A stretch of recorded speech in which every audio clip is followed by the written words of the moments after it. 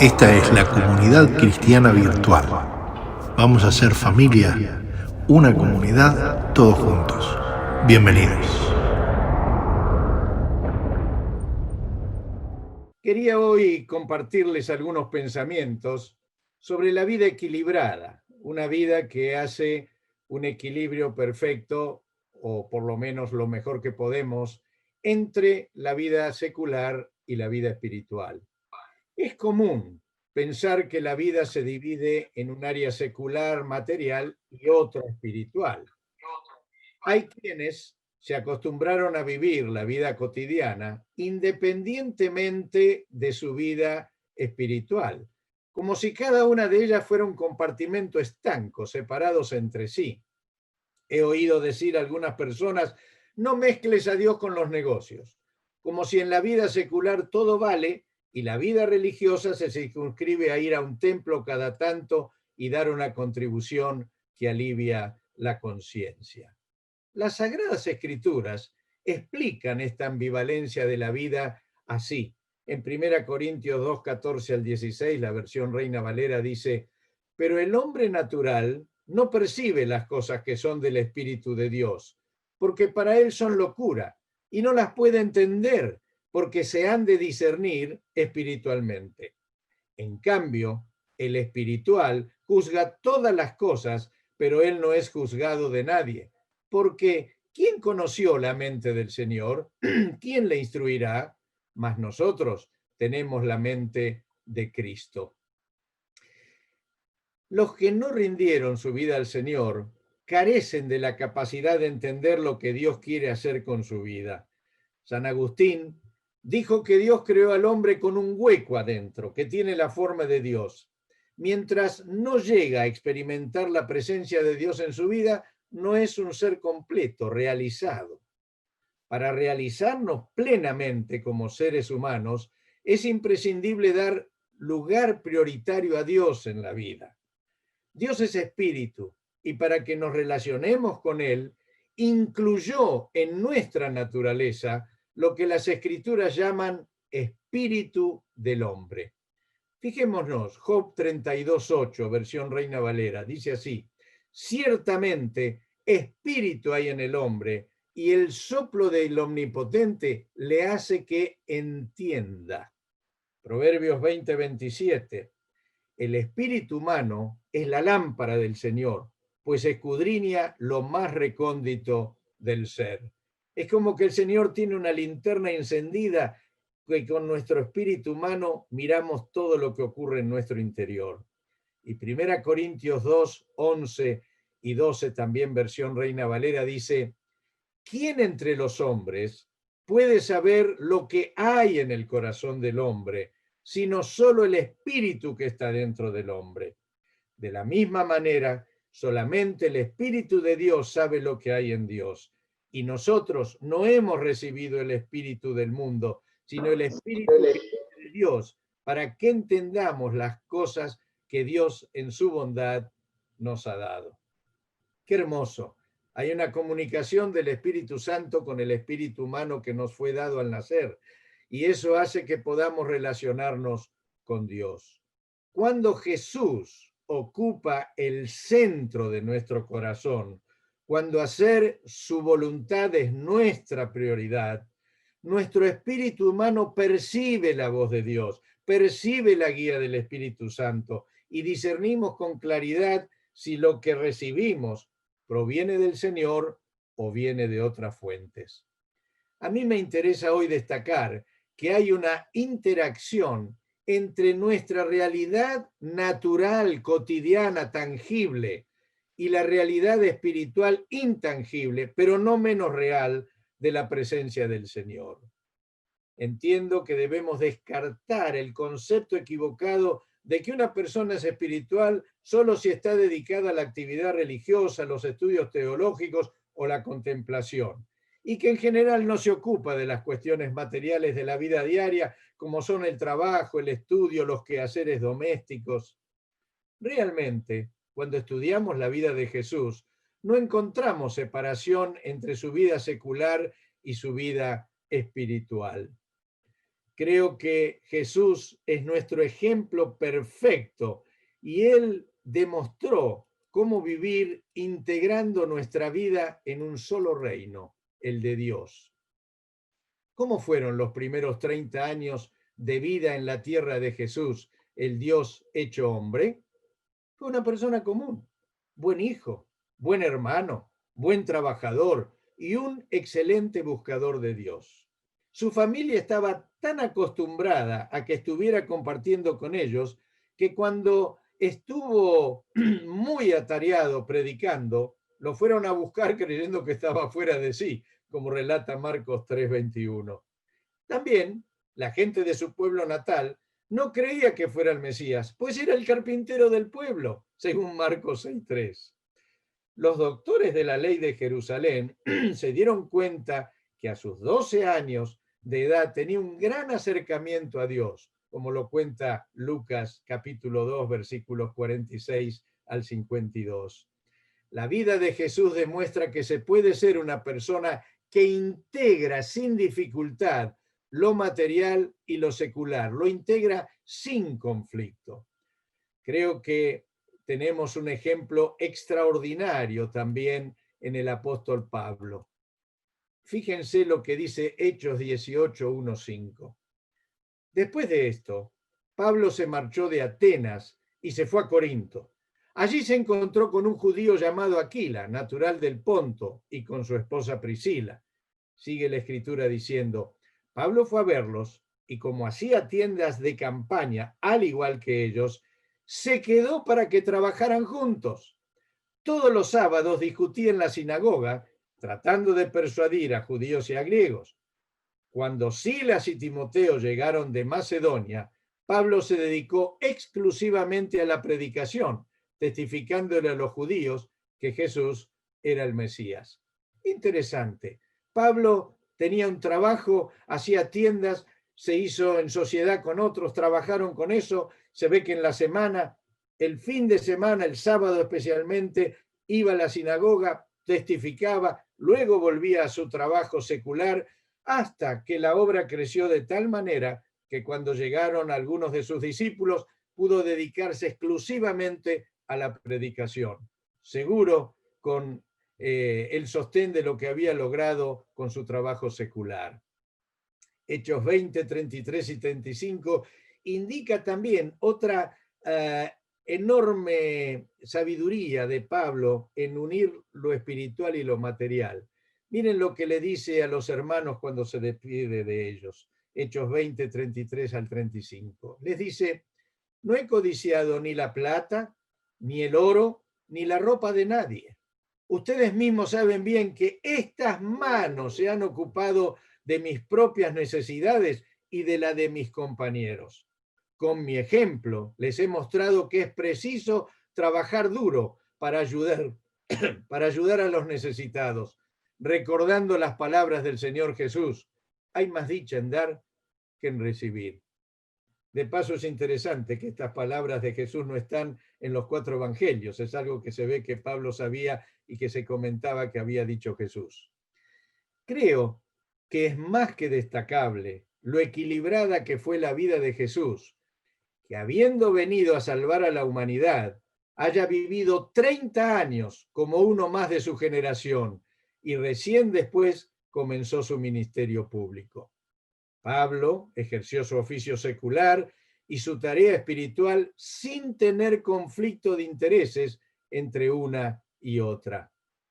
Creo que realmente esto nos puede ayudar a ver cómo equilibrar en nuestras vidas todo lo que es de este mundo con todo lo que es del mundo espiritual.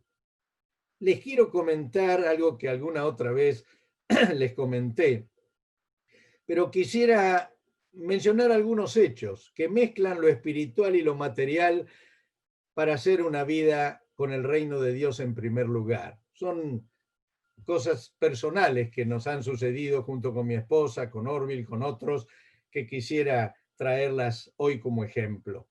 En algún momento allá en Argentina, Orville recibió una buena ofrenda del exterior, la empleó para comprar un terreno donde edificar el salón que íbamos a tener de reuniones, hasta ahí alquilábamos, y también un departamento para él y otro para otro pastor. Así que comenzó esa obra y un día íbamos juntos con otros hermanos a una iglesia donde Orville tenía que predicar. Yo me acuerdo, iba sentado en el asiento de atrás del auto y él dijo: he estado pensando en que el arquitecto me dijo que se puede hacer un piso más y quería entonces hacer un departamento para Irma y Lito. Y yo le dije: Orville, vos no podés decidir por tu cuenta hacer un departamento para un familiar cuando hay toda una congregación que va a ser dueña del lugar y que tiene que tener la opción de decidir si otro hermano quiere. ¿Saben lo que hizo Orville? Al otro día, era domingo, lo primero que hizo en la congregación es decir: hermanos, hay la posibilidad de tener un piso más. Si alguno está interesado en ser propietario de eso, que se anote. Y nadie se anotó. Milagro, maravilloso. Pero él no desoyó la advertencia. La consecuencia de no haberla oído, si lo hubiera hecho, sería un malestar tal vez en la congregación, mientras que así quedó la cosa perfectamente clara, definida, y ese fue el departamento donde vivieron Irma y Lita muchos años, y que después aconsejé a un hermano comprarlo cuando ellos vinieron para Estados Unidos.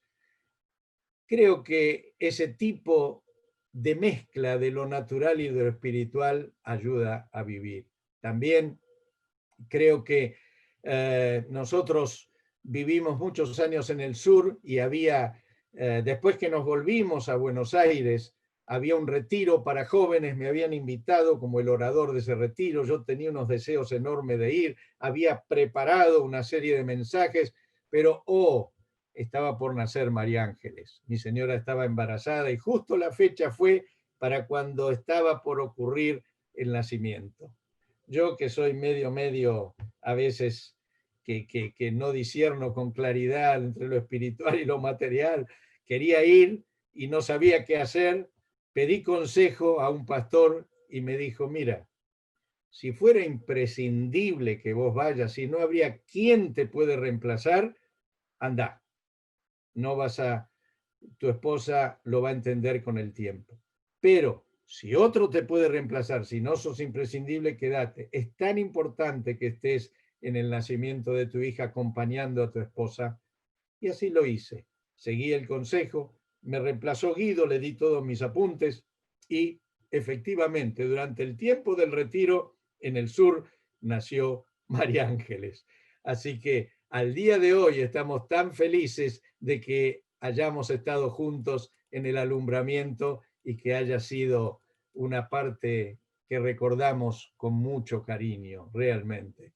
También recuerdo que salimos a predicar a una de las plazas de allá, la Plaza San Martín, junto con varios jóvenes. Orville se sentaba cerca de una palmera y tocaba el acordeón y parábamos a la gente. Y a consecuencia de eso, una docena, 10, 12 jóvenes comenzaron a venir a casa en la semana varias veces, nos juntábamos, les predicábamos, algunos se bautizaron, otros se agregaban. Era una efervescencia espiritual. Y en ese momento, en la empresa donde yo trabajaba, me piden que me traslade a vivir al sur, a la Patagonia, porque había una obra muy importante allí, el dique de Futaleufú. Bueno, lo fui a consultar a Orville, esperando que me diga: no, no acepte, renuncia, es más importante que estés acá con todos estos chicos. Resulta que Orville me dio un consejo completamente dispar al que yo esperaba. Me dijo: va a ser bien para tu carrera profesional, va a ser bien para el crecimiento de toda tu familia. Andá y acá vamos a ver cómo cubrimos tu ausencia. Me fui medio, digamos, desilusionado, pero acepté el consejo. Viajé, estuvimos 2 años allá en Trevelin, cerca de Esquel, y la verdad que tuvimos un tiempo precioso con jóvenes, con familias, que hasta el día de hoy seguimos unidos y relacionados. Hasta el día de hoy esos jóvenes se acuerdan de ese tiempo. Y aún lo que hice como profesional, me sirvió como currículum para poder tener la ciudadanía también aquí en Estados Unidos. ¿Quién podía imaginar que Dios tenía trazando todo eso para hacer un plan mayor al que yo podría haber imaginado? Así se mezcla lo espiritual con lo material. Es maravilloso. También, otra vez, tenía que tomar una decisión. Cuando terminó la obra ya en el sur, me propusieron trasladarme a Tucumán y me pagaban doble sueldo, me daban coche, casa, además pasajes para volver a Buenos Aires con la familia de tanto en tanto. Era una oportunidad económica muy grande. Pero ¿qué evaluamos en ese momento? Nuestros hijos estaban criando sin el resto de la familia, sin los primos, sin los abuelos. La iglesia ya dependía mucho de nuestro trabajo, pero en Buenos Aires teníamos una iglesia fuerte, sólida, y era necesario para el crecimiento de nuestros hijos. Así que decidimos, aun si me despidieran, yo vuelvo a Buenos Aires, a la vida normal que hacíamos allá. Y realmente la empresa no solo no me despidió, sino que me dio un buen lugar, y esa decisión nunca nos hemos arrepentido de haber tomado, porque verdaderamente sirvió para el crecimiento espiritual de toda la familia. Y un último, antes ya casi de terminar, ejemplo que nos tocó vivir. Cuando mi hermana me enfermó de cáncer de páncreas y sabíamos que no tenía ya ninguna posibilidad de sobrevivir, nos llamaron los médicos, nos dijeron que si la operaban, lo más probable, casi lo más probable es que falleciera en la operación. Si salía bien, podía tener una expectativa de vida de unos 3, 4 años. Así que no sabía qué hacer. En aquel entonces no se le decía a los enfermos cuál era su situación real, siempre se los trataba de engañar diciéndole que todo iba a mejorar. Me acuerdo que Orville me dio un sano consejo. Dice: Eduardo, dile la verdad. Ella tiene que saber la verdad y saber decidir qué quiere hacer. Así que con mi cuñado tuvimos todo un día de ayuno y oración. Antes de ir a verla, ayunamos, oramos todo el tiempo, fuimos a verla, le dijimos cuál era su realidad y ella dijo: miren, de todas maneras voy a morir. Y si la operación no me da mucha sobrevida y aún puedo quedar en ella, yo estoy en las manos del Señor. Así que no me voy a operar y tengamos paz. Dios sabe cuándo yo debo ir con Él. Y así fue, así fue. Pero saben, la verdad libera. La decisión final fue de ella. Y hubo, a mi entender, un total equilibrio entre todo lo que corresponde a la vida material y lo que corresponde a la vida espiritual. No son dos compartimentos, es una única vida que debemos vivir en toda su intensidad. Ser una persona espiritual incluye un equilibrio, un balance entre lo terreno y lo celestial. Unas veces lo terrenal tiene más presencia, otras lo celestial, pero siempre interactúan simultáneamente en nosotros las dos realidades.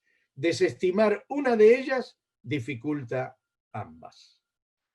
Quiero terminar, hermanos, ir al final, leyéndoles un escrito que no es mío, es de otra persona. Yo lo único que hice a este escrito es darle algún detallecito de actualidad, nada más, y para ponerlo en los términos que a nosotros nos sean factibles entender.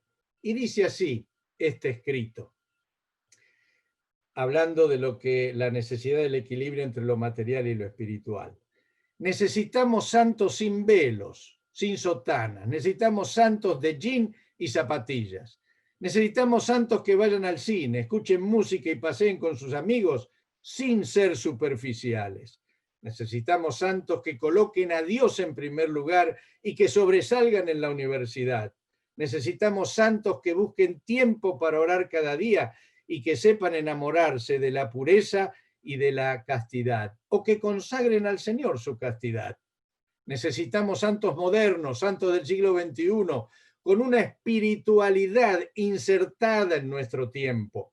Necesitamos santos comprometidos con los pobres y los necesarios cambios sociales. Necesitamos santos que vivan en el mundo, se santifiquen en el mundo y no tengan miedo de vivir en el mundo. Necesitamos santos que tomen Coca-Cola y coman hot dog. Bueno, nosotros decimos panchos y acá en Estados Unidos le dicen perros calientes.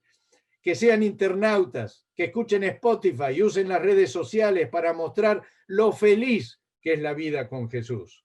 Necesitamos santos que amen celebrar la cena del Señor y que no tengan vergüenza de tomarnos una cerveza o comer pizza el fin de semana con los amigos, pero sin dejarse llevar por lo indebido. Necesitamos santos a los que les guste el cine, el teatro, la música, la danza, el deporte. Necesitamos santos sociales, abiertos, normales, amigos, alegres, compañeros. Necesitamos santos que estén en el mundo y que sepan saborear las cosas puras y buenas del mundo, pero sin ser mundanos. Aleluya, ahí termina el escrito. En otras palabras, necesitamos ser gente normal, equilibrada, con Jesús morando en el centro del corazón y la totalidad de las esferas de la vida integradas en plenitud en el reino de Dios. ¿No les parece que esta es la mejor manera de vivir, hermanos? Concluyo con una cita de las Sagradas Escrituras sobre la adolescencia de Jesús, mencionada en Lucas 2, 51 y 56 y 52. Dice así: así que Jesús bajó con sus padres a Nazaret y vivió sujeto a ellos. Jesús siguió creciendo en sabiduría y estatura y cada vez más gozaba del favor de Dios y de toda la gente. Amén. Oremos, hermanos. Señor Jesús, gracias por habernos indicado el camino para ser personas naturalmente espirituales sin compartimentos estancos. Gracias por darnos hombres como Pablo, como Orville y algunos otros que con sus vidas nos enseñaron a conducir la nuestra por el camino del equilibrio y haber sido ejemplos tan relevantes que nuestros hijos y nuestros nietos lo están siguiendo también. Padre Dios, te agradecemos este privilegio inmerecido en el nombre de Jesús. Amén. Dios les bendiga, hermanos.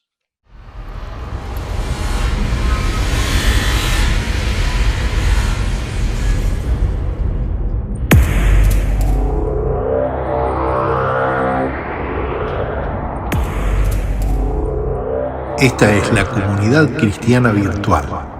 Vamos a ser familia, una comunidad, todos juntos. Bienvenidos.